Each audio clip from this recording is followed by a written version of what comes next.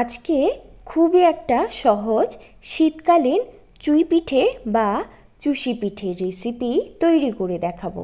সবার প্রথমেই কড়াইটা গ্যাসে বসিয়ে 1.5 কাপ পরিমাণে জল কড়াইতে ঢেলে দিচ্ছি। এবার 1 চা চামচ নুন জলের মধ্যে দিয়ে জলটা ফুটিয়ে নিচ্ছি। 1.5 কাপ পরিমাণে চালের গুঁড়ো দিয়ে দিচ্ছি। গ্যাসের ফ্লেমটা মিডিয়াম টু লোতে করে একটা ডো তৈরি করে নিচ্ছি। এবার গ্যাসের ফ্লেমটা বন্ধ করে 5 মিনিটের জন্য ডোটা ঢেকে রেখে দিচ্ছি। 5 মিনিট পর একটা থালাতে ডোটা ঢেলে নিচ্ছি। এবার ডোটা হালকা ঠান্ডা হলে হাতে একটু জল লাগিয়ে ভালো করে মেখে নেব। হালকা গরম থাকা অবস্থাতেই মেখে নিতে হবে।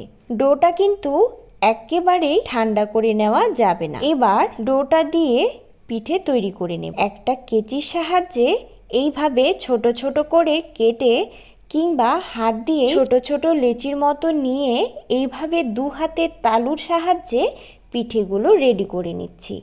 দেখো পিঠেগুলো বানিয়ে নিয়েছি, দেখতে খুবই সুন্দর লাগছে। এবার পিঠেগুলো রান্না করার জন্য গ্যাসে কড়াইটা বসিয়ে আগে থেকেই জাল দেওয়া ফুল ক্রিম দুধ কড়াইতে ঢেলে দিচ্ছি। এবার 4-5টা ফাটানো এলাচ, 2টা তেজপাতা, 6 থেকে 7টা আস্ত বাতাসা দিয়ে দিচ্ছি। বাতাসাগুলো দুধের মধ্যে গুলে গেলে 1/2 কাপ পরিমাণে চিনি, 1/4 চা চামচ নুন দুধের মধ্যে দিয়ে দিচ্ছি। 1/2 কাপ পরিমাণে নারকেল কোড়া ভালো করে মিশিয়ে নিচ্ছি। দুধটা একটু ফুটতে শুরু করলেই বানিয়ে রাখা চুষি বা চুই পিঠেগুলো ফুটতে থাকা দুধের মধ্যে দিয়ে দিচ্ছি। এবার হালকা হাতে পিঠেগুলো নাড়তে হবে, না হলে কিন্তু পিঠেগুলো ভেঙে যাবে। এইভাবে মিডিয়াম ফ্লেমে 10 মিনিটের জন্য রান্না করে নিলেই দেখবে পিঠেগুলো দুধের উপরে সুন্দর ভেসে উঠছে। এইভাবে ভেসে উঠলেই গ্যাসটা বন্ধ করে দিতে হবে, না হলে পিঠেগুলো ঠান্ডা হলে আরও ঘন হয়ে যাবে। এই পিঠেগুলো গরম গরম খেতেও যেমন সুস্বাদু হয়, ঠান্ডা হলেও খেতে অনেক টেস্টি।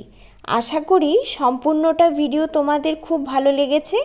আর যদি ভালো লেগে থাকে তাহলে অবশ্যই চ্যানেলটা সাবস্ক্রাইব করে পাশে থাকা বেল আইকনটা প্রেস করে কমেন্ট করে জানাতে কিন্তু একটুও ভুলবে না।